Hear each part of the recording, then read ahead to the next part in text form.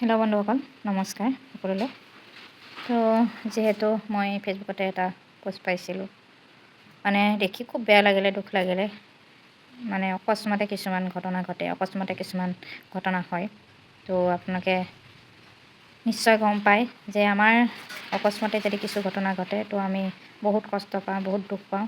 সেই সময়ত ধৈৰ্যই নাথাকে, সেই সময়ত ভাবিবলৈ মানে এনেকুৱা হয়, কি কৰিম কি নকৰিম, ক'ত যাম ক'ত নাযাম, ইমান মানে দুখ লাগে, ইমান বেয়া লাগে, কান্দিব নোৱাৰি, হাঁহিব নোৱাৰি, ইমান মানে খুব মানে দুখৰ এটা বোজা ল'বলগীয়া হয় হৃদয়ত, মনত। তো সেনেকুৱা যাতে কাৰো নহওক আৰু ভগৱানে যাতে নিদিয়ক কাকো। আমাৰ ঘৰখন আমি ইমান সুন্দৰকৈ বনাওঁ, ইমান সুন্দৰকৈ সজাওঁ, এটা সপোন মানে জড়িত হৈ থাকে। সেইখন ঘৰতে আমাৰ প্ৰত্যেকজন ব্যক্তিৰ সপোন জড়িত হৈ থাকে। যদিহে অকস্মাতে কেনেবাকৈ ঘৰখন কিবা কাৰণত জ্বলে বা শেষ হৈ যায়, তেতিয়া কিমান এটা দুখৰ বিষয় ভাবকচোন আপোনালোকে।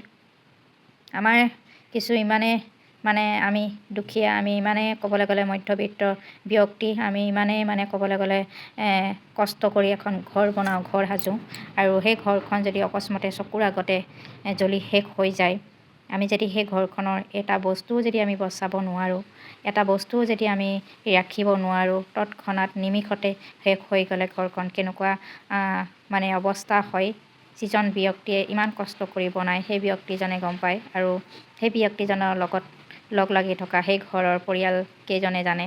নিশ্চয় বহুত বেয়া লাগিব, বহুত দুখ লাগিব।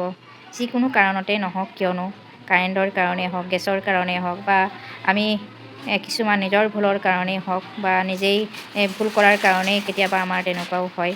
তো সেইখিনিৰ কাৰণে আমাক কিমান এটা বেয়া লাগে, ইমান দুখ লাগে, ইমান যন্ত্ৰণাদায়ক হয় সেই সময়কণ।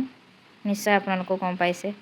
এখন ঘৰ জ্বলি পুৰি শেষ হৈ গ'লে সেই মানুহ ঘৰখনৰ প্ৰত্যেকজন ব্যক্তিৰ সপোন জ্বলি পুৰি খাৰ হৈ যায়, শেষ হৈ যায়।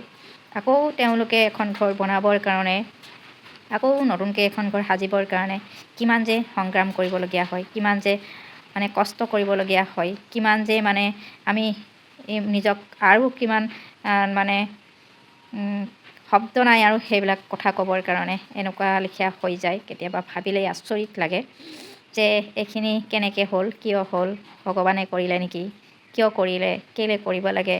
আমি এখন ঘৰ সাজিবৰ কাৰণে ইমান দুখ পাওঁ, ইমান কষ্ট পাওঁ, ইমান মানে আমি সংগ্ৰাম কৰোঁ, কিন্তু সেইখন ঘৰ যদি নিমিষতে শেষ হৈ যায় তো কেনেকুৱা লাগে বাৰু কওকচোন।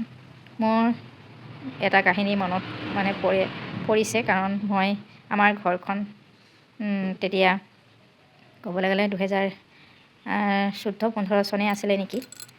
তো এনেকুৱা হৈছিলে, 14-15 চন নাছিলে, যিহেতু আমাৰ বেটা 11 চনত জন্ম হৈছিলে। তো বেটা 1.5 বছৰ বয়সত হৈছিলে সেইটো ঘটনাটো। তো 11 বছৰ নিশ্চয় 13 চনত হ'ব লাগিব। আমাৰ ঘৰখন বতাহ ধুমুহাই ভাঙি একেবাৰে পেলাই দিছিলে।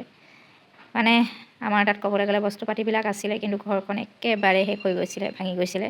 মই বহুত কান্দিছিলোঁ, বহুত দুখ পাইছিলোঁ, আৰু খুব বেয়া লাগিছিল যে কিহৰ কাৰণে হ'ল, কিয় হ'ল। মানে 2-3 মিনিটৰ ধুমুহা বতাহ এটা আহিছিলে, প্ৰত্যেকখন গাঁৱতে, আমাৰ গাঁৱতো আমাৰো বহুত ক্ষতি হৈছিলে, বহুত মানে ঘৰ দুৱাৰ ভাঙিছিলে, থাকিবলৈ জেগা নোহোৱা হৈছিলে সেই সময়ত, আৰু আমাৰো ঘৰটো ভাঙি দিছিলে সেই সময়ত। তো খুব দুখ লাগিছিলে, খুব বেয়া লাগিছিলে। ঘৰখন ইমান কষ্ট কৰি হাজবেণ্ডে মই বনাইছিলোঁ, আৰু সেই ঘৰখন ভাঙি গ'লোঁ বুলি খুব কান্দিছিলোঁ মই। তো আজি সেয়েহে এটা দেখিলে আপোনালোকক মই দেখালোঁ ঘৰৰ ছবি এটা। তেওঁলোকে কেনেকৈ নিমিষতে তেওঁলোকৰ ঘৰটো শেষ হৈ গ'ল। তেওঁলোকৰ ঘৰটো দেখি খুব বেয়া লাগিলে, সেয়েহে মই ভিডিঅ' আকাৰে আপোনালোকৰ আগলৈ আনিলোঁ। তো আপোনালোকে নিশ্চয় কমেণ্ট এটা দিব। ধন্যবাদ।